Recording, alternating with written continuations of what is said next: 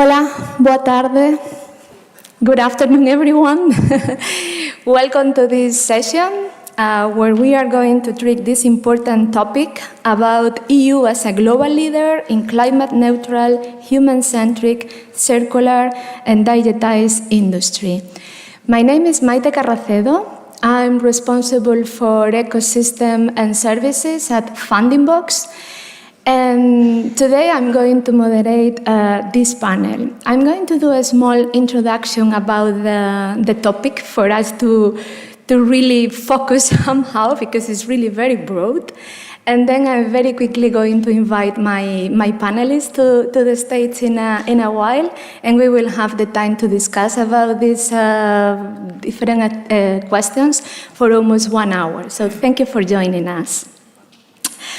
Okay, so what is the topic about? Our panel discussion today is about how the European Union wants to change the way we make things. So this is really an important challenge that we have ahead. This change that we are facing is about making sure our industries are better for the planet, treat workers well, and use things like water and materials in a wise way. The EU aspires to be a global leader in sustainable and digitized industry. And the way we intend to do as a European Union and as an organization is through different means. First is developing innovative and clean technologies for production process. Another tool is transitioning to a circular economy by minimizing waste and maximizing resources use.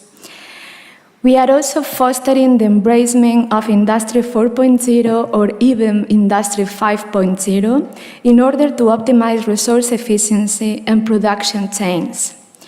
But we cannot do this without promoting a skilled workforce with the expertise to support the green and digital transition.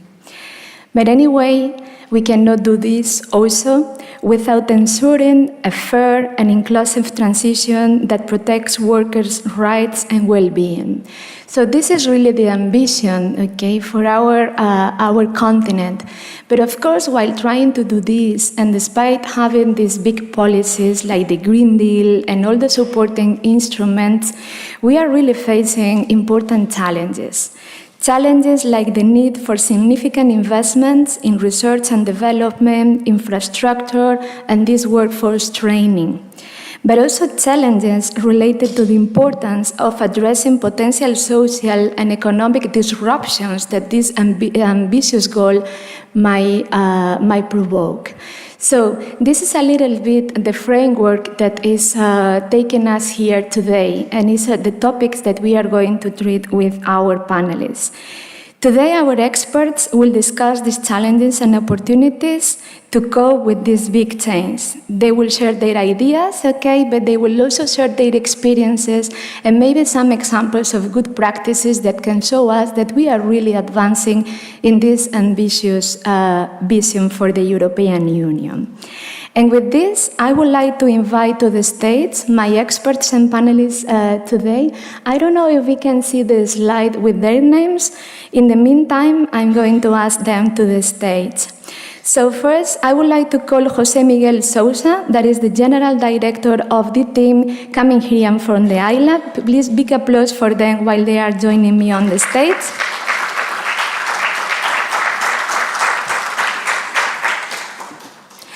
Also, Drago Dveric, Director of Innovation Center at Banja Luka, that is joining us from Bosnia and Herzegovina.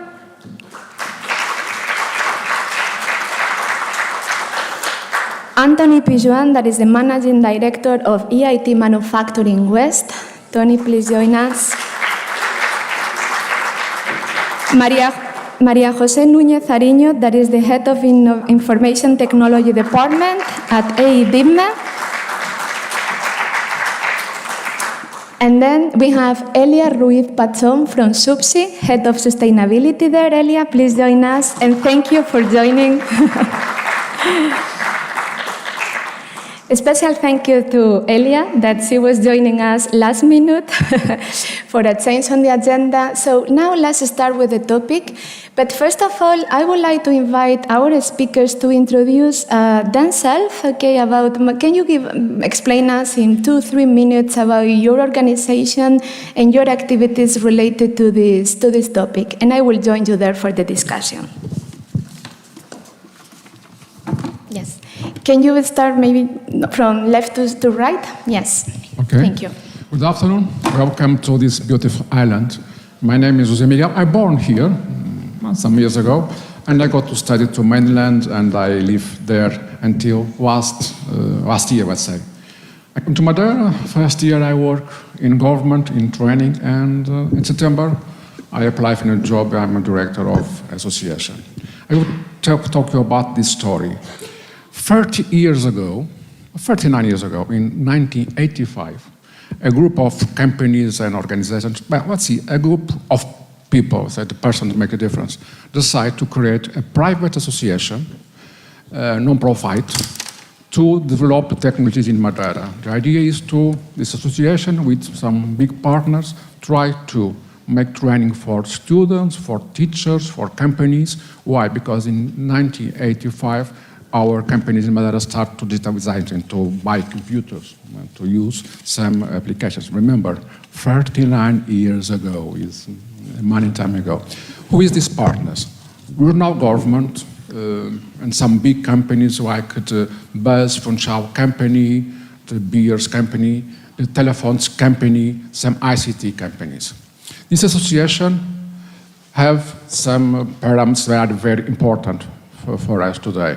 They are non-profit, it's private, which means we can decide many things in the moment, because sometimes in the government, if we need to, let's say, to ask someone to do a project, we need to apply, we need to wait for many bureaucratic things. This is, logistically, it's very good.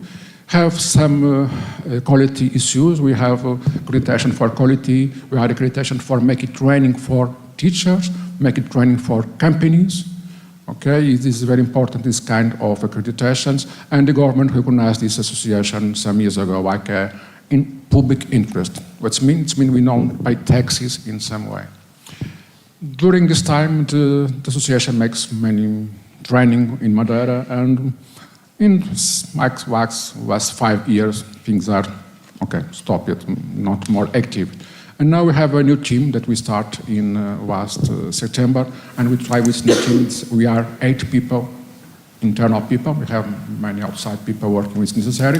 And our goal is to develop products in Madeira, but our most goal is training people, training teachers, training the workforce in our companies in Madeira Island, and we work sometimes in digital learning, in distance learning for other companies.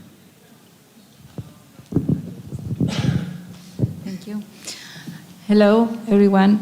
My name is María José Núñez. I'm working in I am the head of the Information Technologies Department in ITMC. ITMC is a research institution in good metal processing, furniture and packaging. And we work, as you can imagine, in a very traditional sector. Mainly what we do is in our laboratories testing for quality control, and we are addressing around 700 manufacturing companies are associated to ITMC. So in this sense, we try to boost markets in sustainable products. We are working in green building, in reaction to fire. We are in a center of excellence in additive manufacturing, for example, and we are covering the complete value chain in the furniture sector, from raw material suppliers as well as semi-finished products and final products. That could be even wonderful guitars like you have seen this morning, in order to be as much sustainable as possible. So I'm working more than 30 years in ITMC, So I know more or less how this traditional sector is working, and we try to push in this so crazy world for digitization, because it's really complex for them to address. I can mention that 80% of the companies, they have less than 10 employees, so it's sometimes it's not very easy, but easy to digitize or try to digitalize big companies. But for small companies, it's really quite complex. And okay, just mentioning things that we have been working, it's in the product data exchange. Right now we are working in the circularity in order to have circular business models, trying to address all the value chains from raw materials till the consumer and the end of life. So there are a lot of things that we will, afterwards, we will be speaking about the circularity part. And we are involved as well in ADIH, in the Valencian region community, in order to push all the companies trying to digitalize as much as possible. But really it's complex, at least in my traditional sector. Okay, thank you.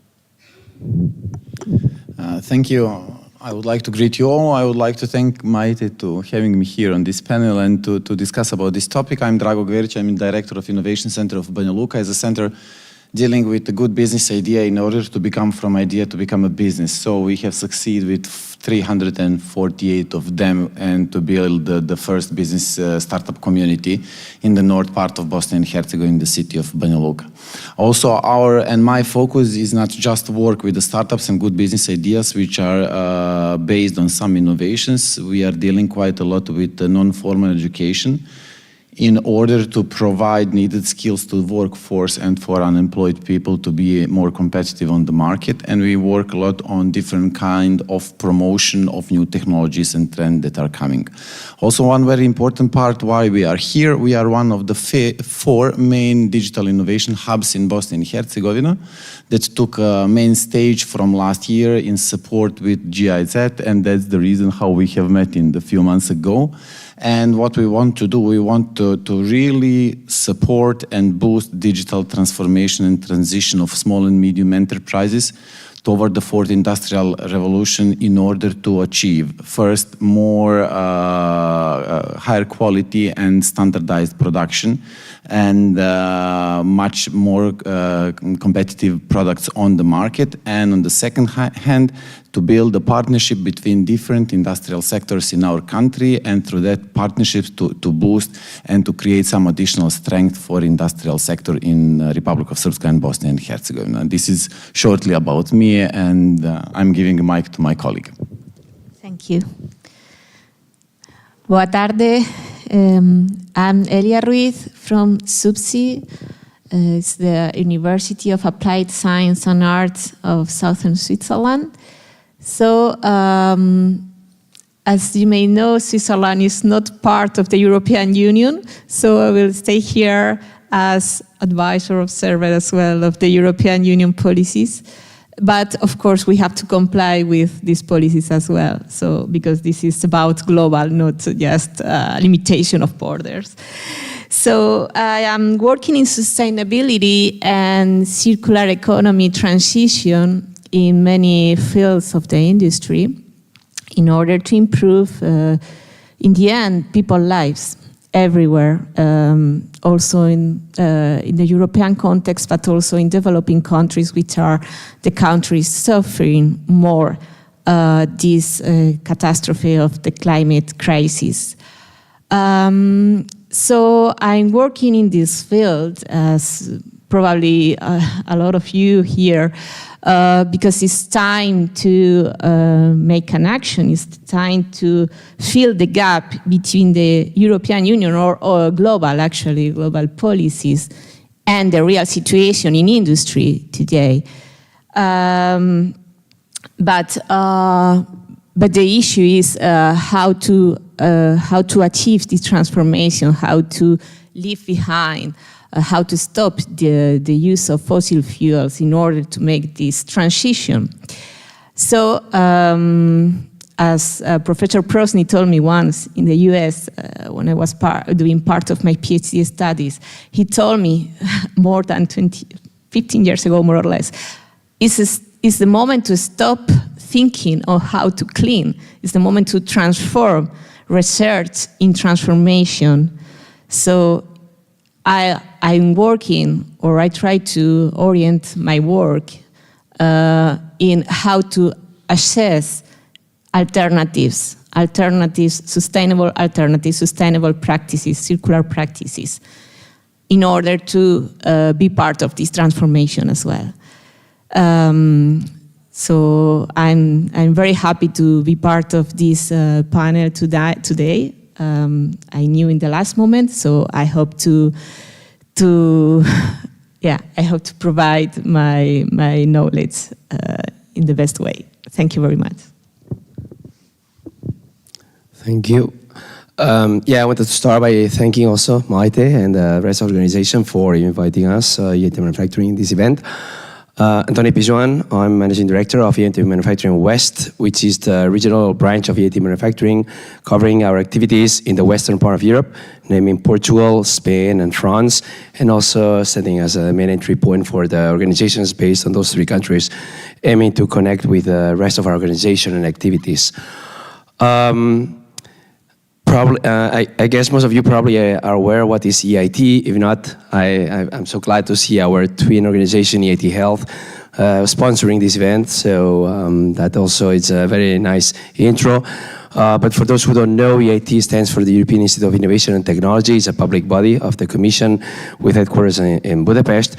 So the way these agencies working is by establishing specific knowledge and innovation communities. Those communities are not public, are private organizations, and we have a framework agreement or framework program agreement with the Commission to run part of their activities.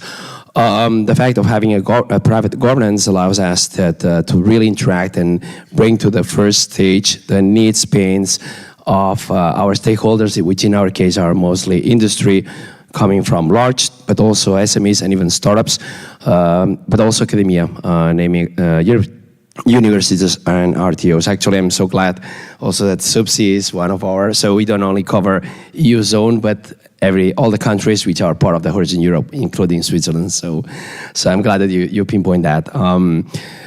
Why we were created, we have a claim that we acquired is because we want to improve people's life through sustainable manufacturing. So we have a double role, of course, to push for the economy, but also in the society. And I think that that's something that we will discuss in these panels today. Why manufacturing? Well, I don't want to get too much into details, but manufacturing, bear in mind, is about 20% of Europe's GDP. There is, I just had some numbers, more than 2 million companies in this particular domain, 32 million jobs, but not only the current jobs, but also it's considered that 13 million of those jobs are in those high potential, and those potential high-tech companies. That means it's not only a reality for now, but it's a reality for the future in Europe. So we need to invest, and that's the purpose of our organization. Thank you.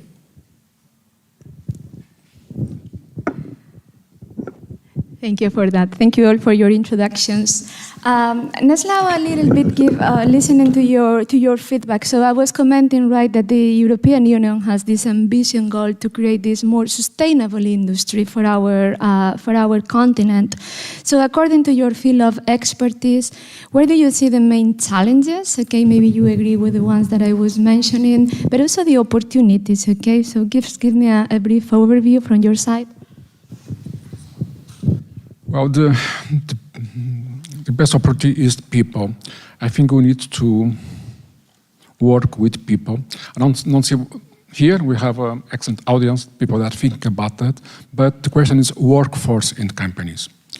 For these changes, we need to go deeper, and I think this is the moment because we are discussing in the social media many things about the climate changes, I think it changes, and now the companies are are with knowledge that we need to change.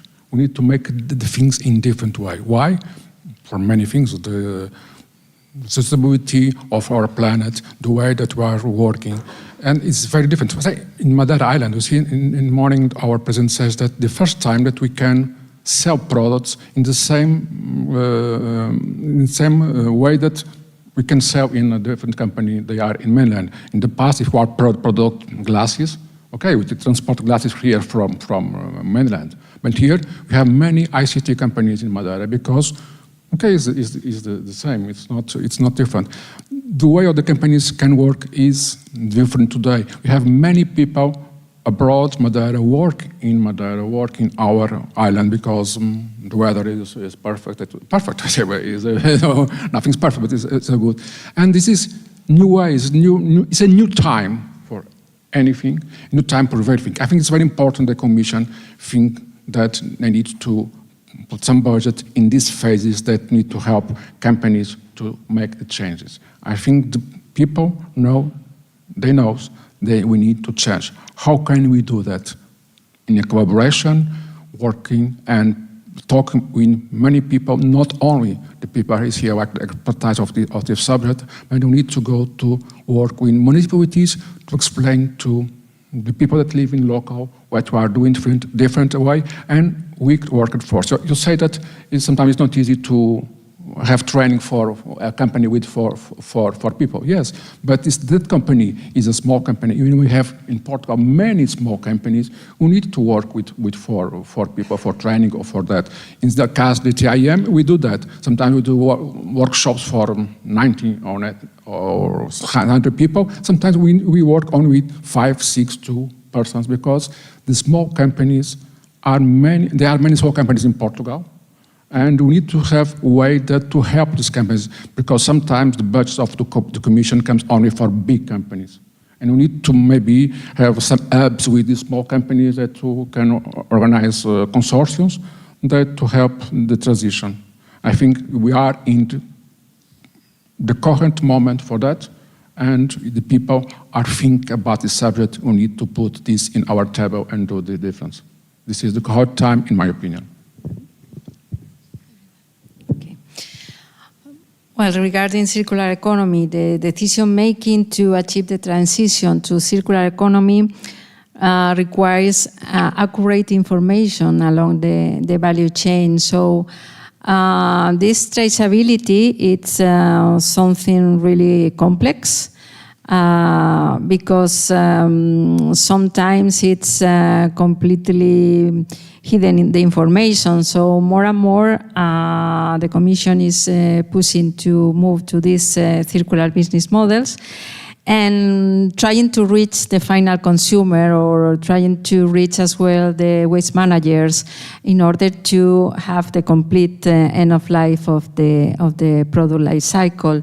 So we are working right now in how to involve all the actors in the value chain for this traceability. So in the digitalization, we need to work a lot in the tools in how to take into account this traceability of the data. So for us, it's really very important because we are addressing the digital product passport in furniture because right now it's a priority. So we need to work, or at least the designers need to work in the eco-design phase, not just in the design.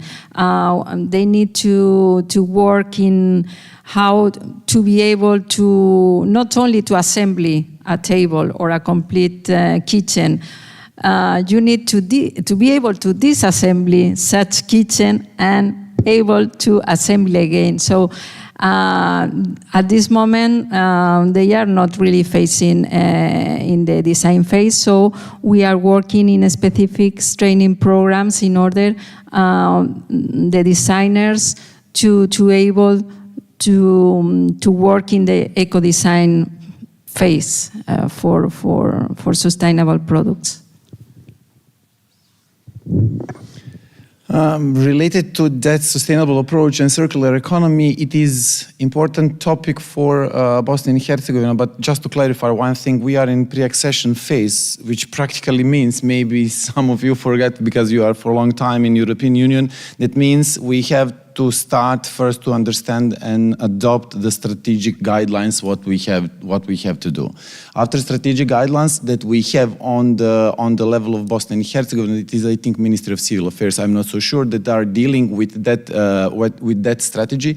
We have to have and we adopt action plans, and now what we have in front of us, we have several small pilot projects, because we have to prove what does it mean, because we have to assure somehow the people, the governmental, non-governmental and private sector about importance of proper use of resources that we have.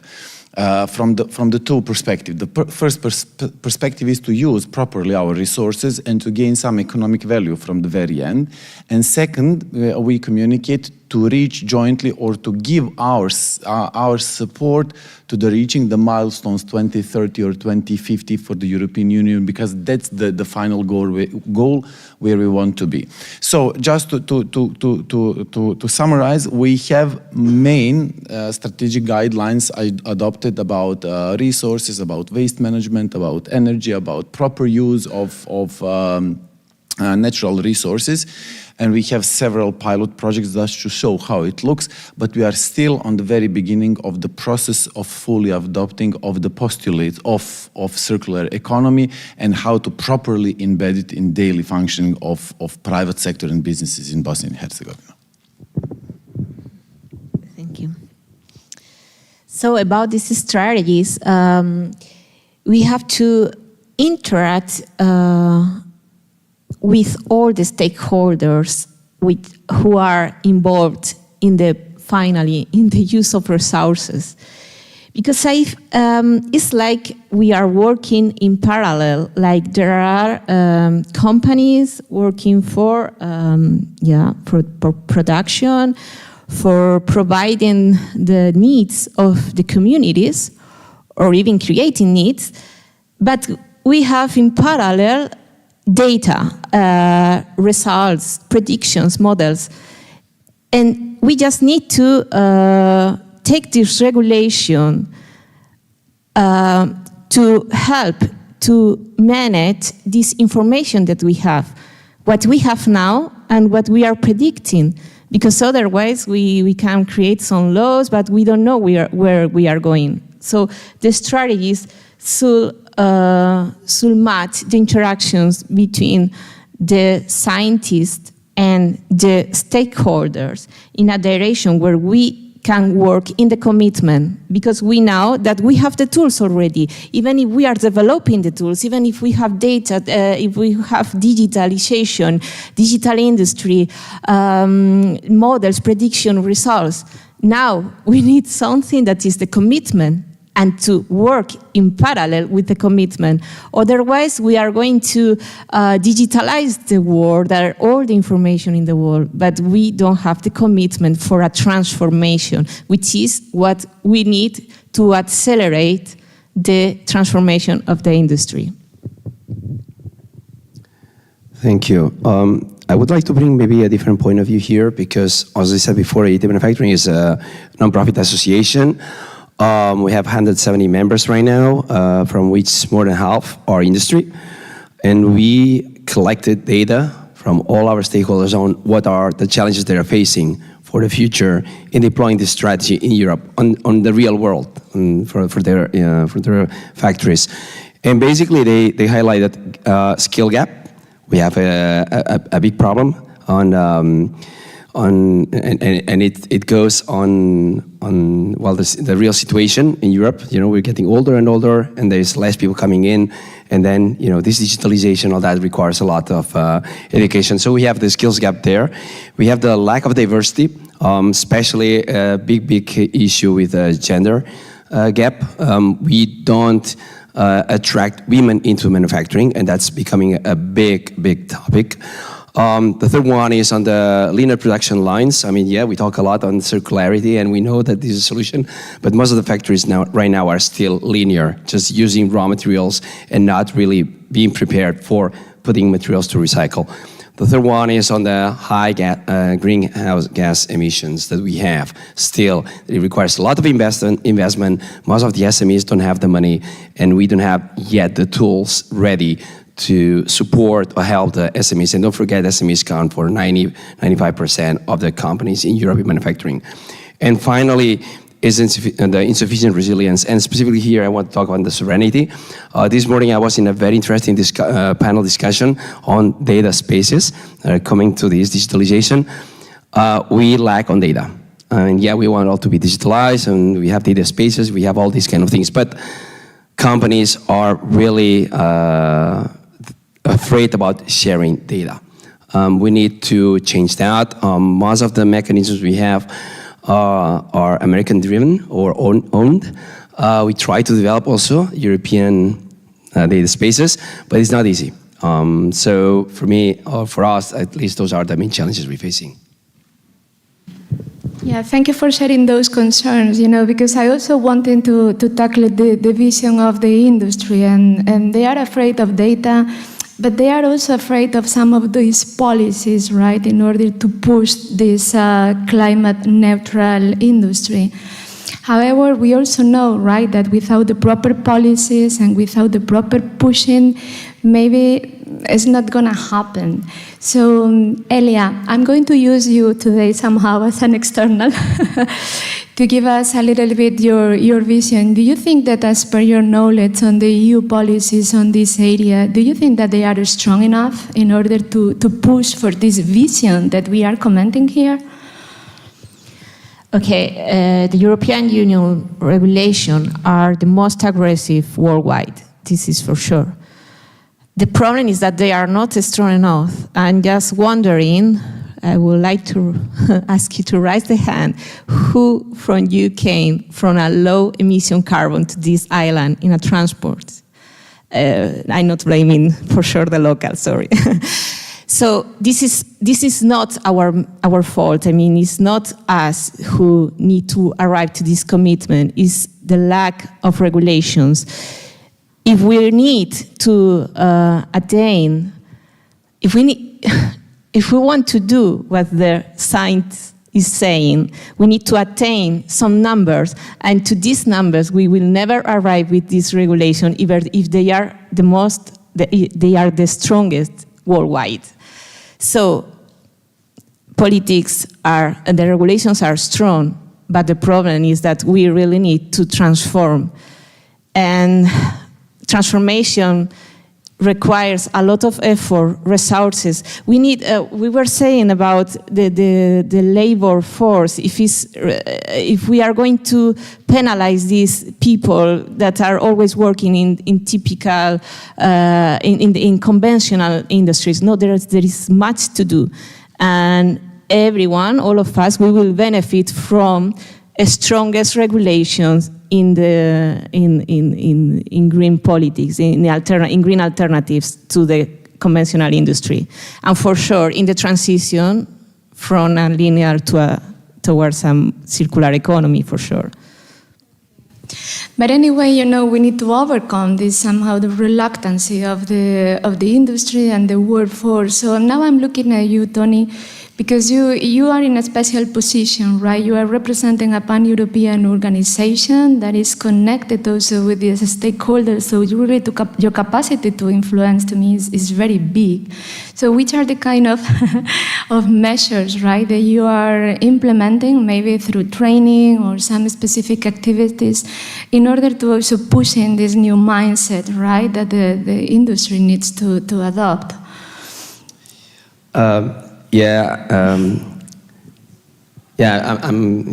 Absolutely. Education, it's a backbone for us. I said one of the main challenges is on the skill gap. There's a very interesting article I saw about a year ago from Professor Stare from Chalmers University in Sweden, that he's claiming that per every 7 employees that will retire in the next 10 years, there's only 1 student in technical courses right now. what's happening? What are we going to do with the factories if we don't have employees? And a big gap there is because of the traditional mindset we have on factories. Factories have been always conceived as a oil-ish, dirty, this heavy manual work that has been, making many people stay away. But the thing is that this dual transition on the green and digital transition is making manufacturing in the next few years, it's going to be transforming dramatically. The factories will not longer look like the same as they did in the past. Actually, our aim is to transform all this heavy, dirty stuff and not being done by human beings, but by machinery, and then use humans to do more brainy stuff. So more on the digitalization on this. And then the concept of people to work in factories will be changed. Of course, that's for the newcomers, but what we do then with the current ones, then we have to work and invest on this reskilling and upskilling. So there's big programs there. Just to give you an example, there's the Deep Tech Talent Initiative. That's a big, huge project placed by the Commission. It's not only manufacturing, it covers all different domains. It's coordinated by EIT Manufacturing. It challenges to have more than 1 million students trained in deep tech talent in the next 2 years. And we are already progressing. I think it's the latest numbers I got. We are already at 20% of those goals. And we only consume 1/4 of it. So still not on track, but we're pushing there, and we're doing that with the coalition of all the education structures, not only universities, but also RTOs and sometimes even industries that are really committed to this goal. Okay, yeah. Let's now switch a little bit into the tools for achieving this, and the key ones that are the digital technologies, right, that are playing a key role in enabling this green transition. So I wanted to invite you, José Miguel, as coming from the team and having invited us to be in this wonderful island. How can the region contribute to the EU's goal of developing and implementing innovative and clean technologies for production process, particularly within the context of these islands' unique resources? Okay, what is the role that you are playing and the technologies that are more facilitating you this role? Thank you. I think that we have a story, a big story. It's very interesting. When I started just last year, when I talk with some new trainings of people, my first training in ICT is in DTM. My father, there's many people in the island that make training or have projects with DTM. I think our name is, our brand is high value for us. And now the companies understand if you are trying to do things, if you are in the project, okay, maybe this is an important project. I think this moment we need to change the way that the people think, the way that the companies think. Because if we close our eyes and have thinking 40 years ago, if you're going to a hospital or to go make a surgery, how is it the room of the surgery? Very, very different today. How is possible today a factory, that you say, to prepare a table or something like that, to do in the same way? They need to do in a different way. And the person who's buying the product needs to think, okay, this company make this product. It's a stability, it's circular. I think this is a new way of we are thinking. And within our society, 40 years ago, is very different. Our smartphone, our car, the way that we do things. And the companies, it's not possible to do the work with the people in the same way, produce in the same way. And I think that the team can help in this transition. Collaboration for us is a strong word, because sometimes the companies don't like very much to collaborate. I came from the educational sector. In the educational sector, we not sell products. We work with people and not sell products, and we collaborate a lot. I think the companies need to collaborate more. And the TIM have this good brand that to make the change here in the island, to explain the companies to work together. There are 2 hotels that ask me a training for some workers, and I say, we can put together 2 different hotels. And I say, maybe it's interesting. Why not? Because they are in the market, they sell the product. The people go to one hotel and then goes to another hotel. but sometimes we need to put people together. My goal in the team now is that try to do small things in the island, in the company, with people, because I think if we change small things, we can change a lot of things. I would like to now talk about the specific technologies, maybe. Maria Jose and maybe Elia, you can tell us a little bit from your competence centers, how you are using. In your case, Maria Jose, the technologies you use to track and optimize the use of resources throughout a project life cycle. And especially in order to facilitate this circular economy, I'm interested about data, right? How you use those data in order to advance in this goal. Give us a little bit about your experience. Yes, well, companies, if it is not mandatory, they don't bring any data. So we are lucky right now because the Commission is pushing through the DPP, through the Digital Product Passport, that is required to share the data. They only care about certifications, they only care about the specific normatives for quality product and so on. But they don't like, for sure, they want to keep the data. So at this moment, we are lucky because we just succeed a proposal in circularity in furniture. So jointly with the regulation for eco-design guidelines, following the eco-design guidelines, we will somehow to force and to convince the providers, because the manufacturers should provide the specific information to the consumer in order to be able to be reused or for any other purpose till the end of life. So hopefully we will succeed to propose a specific circular business model targeting even second-hand markets and waste managers and so on, because till now it's very hard. I mean, they don't want to share such data. Elia, what is your vision? In your case, maybe you can mention the role of AI technologies and how they can facilitate this circular vision, right? And how to avoid this waste in a better way. Yeah, so in order to attain a circular economy, we need to focus on the transition. And in the transition, we need to explore different alternatives in order to provide the optimal one. We cannot come only with some alternatives to the industry, because most probably we are not going to provide accurate results. So for this reason, we need to come with realistic options, but we cannot put in practice multiple scenarios. So in that way, this is where we really need to use digital prediction models. For prediction model, we are talking about big data for the predicting variables that we need to take into account in life cycle thinking studies.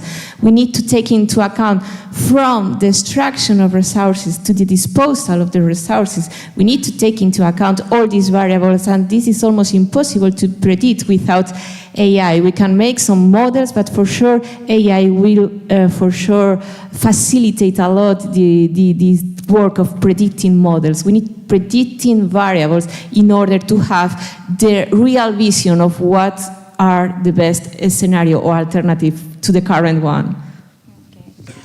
Thank you for that. I can see that we are really running very out of time soon. So I will sit now to the very important part of this, that is putting the workers also at the center of the picture, and and making sure that the technology is really serving the people. In this sense, I wanted to ask you again, Maria Jose, in your case, right? If you have any kind of projects where you are developing solutions that prioritize human well-being and human centricity, because, we tend to be very technology pushed, maybe also most of the stakeholders that we are here today, but, we are changing paradigms also here. So maybe you can give us some examples where you can show how things are changing somehow also on our vision. Yes, I can mention right now the human-robot collaboration. It's becoming, has been well received by the CEOs in the companies, because sometimes it's difficult, the return of investment, but if we are addressing the well-being of the workers, when you have a postural fatigue, or if you need to push or pull heavy objects or whatever, the cobots are really having a good role. What we do is to analyze, for example, repetitive tasks for varnishing or painting. And these workers now are taking other kind of tasks, and we are, in this sense, having a worker much more happy in their workplace. So I think the human-robot collaboration is bringing a lot in the industry. And as well, mentioning this morning with the DIH, in the one that we are in the Valencian community, that is called INDI, we are addressing specific examples in real environments for the human-robot collaboration.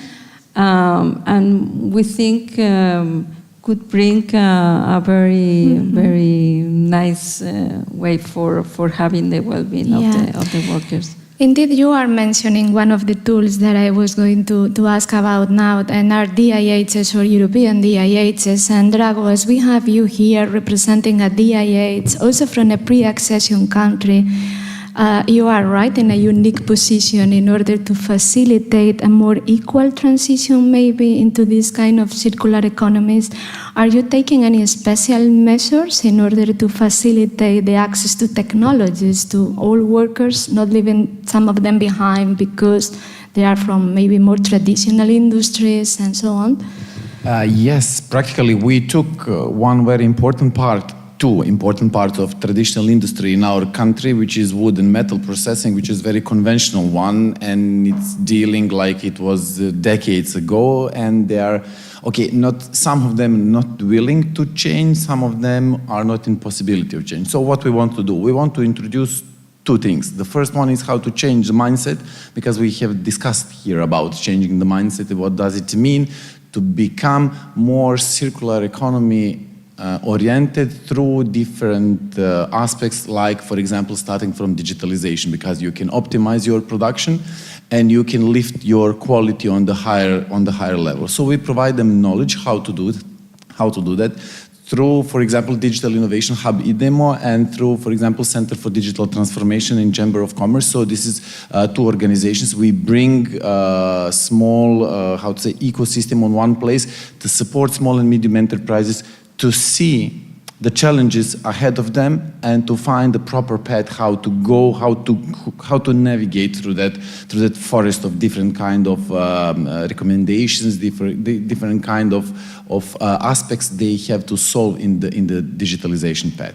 From other side, we work with the university and research institutions, especially in providing them through this project the equipment and knowledge for piloting, testing, and validation of new technologies, new equipment, and new products and the services. And what we want to have at the very end of that cycle is to speak with decision makers, because we work through this project that I have mentioned. We have had the opportunity to work through some voucher scheme and to put wood and metal processing with the ICT industry sector on one place to jointly work on solving the problems that they have. But what we want to have as a final step and to close the cycle is to have decision makers on that way. Okay, on the top we have now the Digital Europe, that we speak about Digital Europe and the perspective for Bosnia and Herzegovina about Digital Europe and what we have to extract in the projects. But also we have to put that a bit down on the implementation level through our decision makers to understand completely and to put not just money, but the effort and strong will in implementation of strategies and action plans toward green transition, circular transition, and digital transition. So we have a bit of complex process ahead of us. We start to work very strongly about that. And one thing we need, and I'm using this opportunity to share it here with you, we need the partnership, strong partnership with the countries, with the organizations, with the NGOs, with the R&D facilities that already passed that process. Because, okay, we have strategies, action plans, and so on, but we need to have expertise and knowledge how to do it practically and how to pass that knowledge to our small and medium enterprise, big community, larger community, in order to have organized and functional circular economy at the very end. Okay, thank you for that. We are almost finishing now, but I would like to ask our audience if you have any burning questions for our panelists.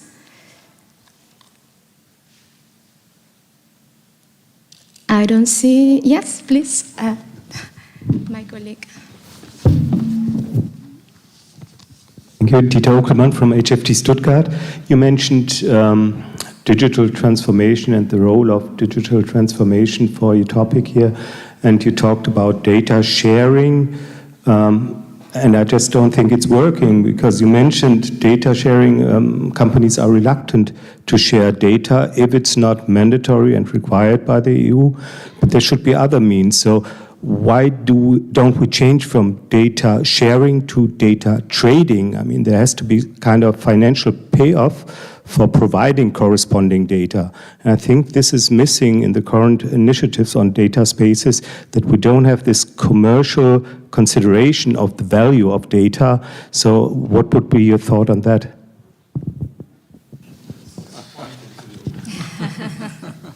Oh my gosh, that's that's a very difficult topic to respond. I don't think we don't have yet cases. I mean, what's happening right now, and please take that more as a personal view on what I observed, I think that there are some good experiences on a national level. Because, to build trust, you need to start, to build trust step by step. Why companies are afraid about sharing data is because you don't know where the repositories it will be. Because, right now, if you're using Google, well, you know that despite the fact that you have maybe the servers locally, you're relying on a technology which is American Drive, and then, how are we going to secure all that? So now it's, okay, developing technology, the technology is there, but the amount of money to invest is enormous. So now I think it's more about, okay, let's just do some pilot testing on a national level. I think those are working. Actually, Gaia X, probably you're aware on that. So there is, it's working. Well, from what I learned in Germany, it's growing. Yeah, I know now it's manufacturing X. There's a lot of different. In France, it's doing a bit better, but Spain, it's disaster. So in each country, it's a bit different. But I think it's at least you need to build it on a national level, then keep growing. But the key is on investment. We need a lot of money to invest it there.